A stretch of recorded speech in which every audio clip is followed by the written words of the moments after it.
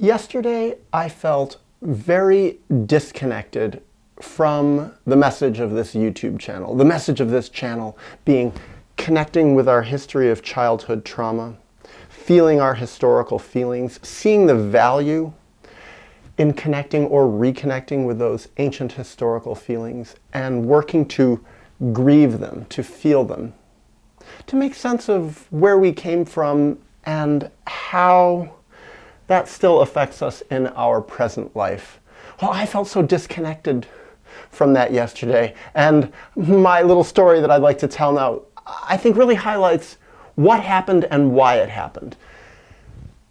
The way I felt disconnected was that in the afternoon, I was going to edit a few videos that I had already shot. I was going to just watch through them, see how I felt about them, see if there's anything that needed to be cut. Were they good enough to pass my test to want to put on this channel? Were they not good enough? And part of how I watch those videos when I edit them is I have myself in a certain mindset. I open myself up to the message that I am trying to get across. Well, I couldn't do it. I just could not connect. I was watching this like, what is this? This makes no sense to me. This seems so irrelevant and stupid even.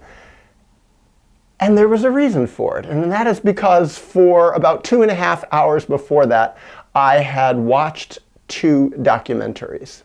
And the first documentary that I watched was on a horrible prison in Africa. It's on YouTube.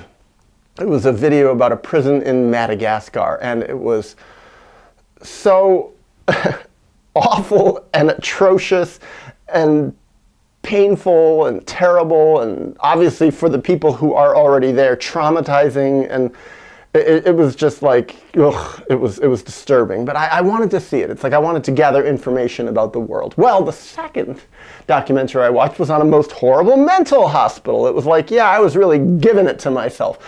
I watched the documentary, The Titicut Follies. I've heard about it for years. It's been banned. It was banned for a long time. Well, it's on the internet now. It's on YouTube. So I watched it. And it was like a double blow. Boom, boom. And it was like awful in the way that they treated people, and it was terrible, humiliating the inmates, literally inmates. It was a mental hospital for the criminally insane. And I was also especially interested because I had a client at one point when I was a therapist who had been incarcerated there.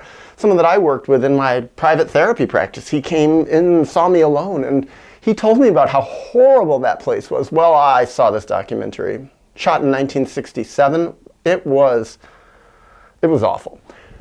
Whew. Well, afterward, I was like, okay, now I'm going to do my work. And I opened up my computer's editing software, and I started looking, and I was like, what is this stuff? This guy, me, talking about historical childhood trauma. It was like I literally could not emotionally connect with it. Intellectually, yes, I could follow what my arguments were, but on an emotional level, it literally made no sense to me. And this is what was really interesting to me. What I realized was that by watching these documentaries, these horrors that other people lived through, I dissociated. I disconnected from my deeper emotions. I blocked my emotions. And I'm not usually in a dissociated place. Certainly when I make these videos, like right now at this moment, I'm not dissociated. I have a deeper connection with my historical feelings, with my present feelings. My consciousness is much more connected with my feelings. And I'm more integrated. Well, when I watched these videos, I got overwhelmed by the horror of it. It was just absolutely too much horror. In one way, I could say I distracted myself from how I'm feeling, but in another way, it was just like, no, it's like my body, my mind just said, whoop, shut down, go away. And it's like I went back to how I often felt as a child. I was dissociated a lot as a child. Life was just too painful and overwhelming. I wasn't living in a situation that was as horrible as that mental hospital or that prison. But in another way, I was an inmate in my family system. The prison guards, the people who ran the mental hospital were my parents. I mean, even some of the conversations I heard between the psychiatric inmates and the psychiatrist and the staff, it reminded me of my relationship with my parents. I got double talked out of my ideas. I got manipulated to behave a certain way.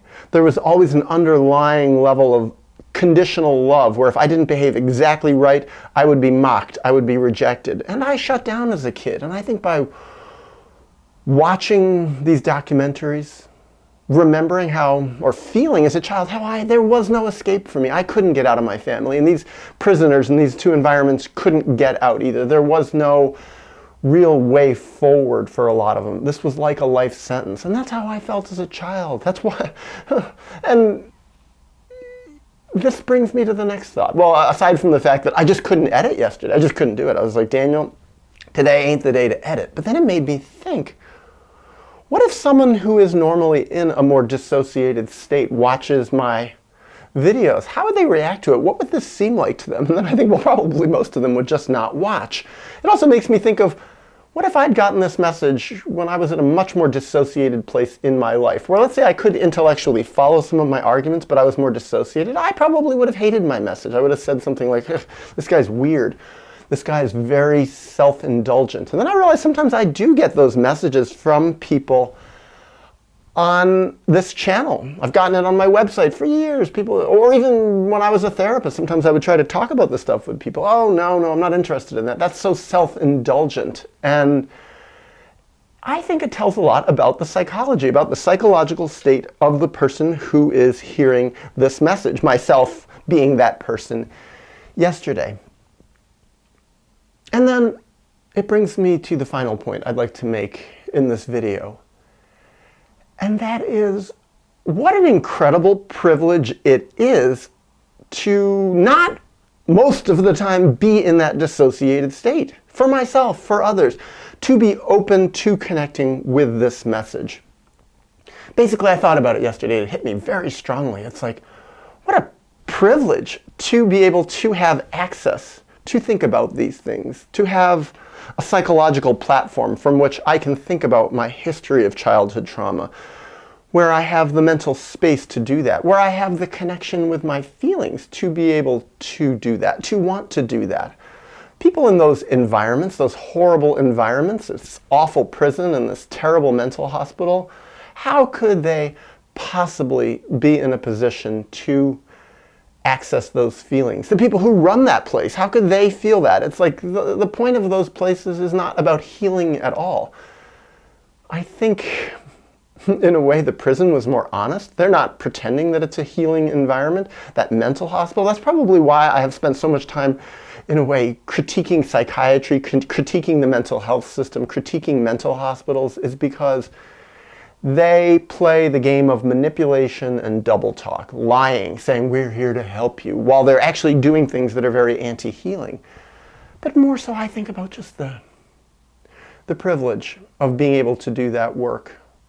And how sometimes people who don't have that privilege, who are more shut down, like I was yesterday, can be repulsed by someone who has that privilege. And how, as a child in my family system, when I tried to feel my feelings, when I tried to reconnect with the truth of my history, when I tried to confront my parents even, hold them responsible for the ways in which they were radically sometimes mistreating me, when I tried to be more my true self and really be centered in myself, how I was mocked for that, put down for that, shut down. And it's like, I think the real reason is that it threatened them. And I think I was threatened by that message yesterday. It overwhelmed me. It's like, when I watched those two videos, it's like something in me got scared and sad and horrified. And so I shut down. And so to reconnect with those feelings, to have the privilege to reconnect with those feelings, for me to listen to someone who was in a more privileged position,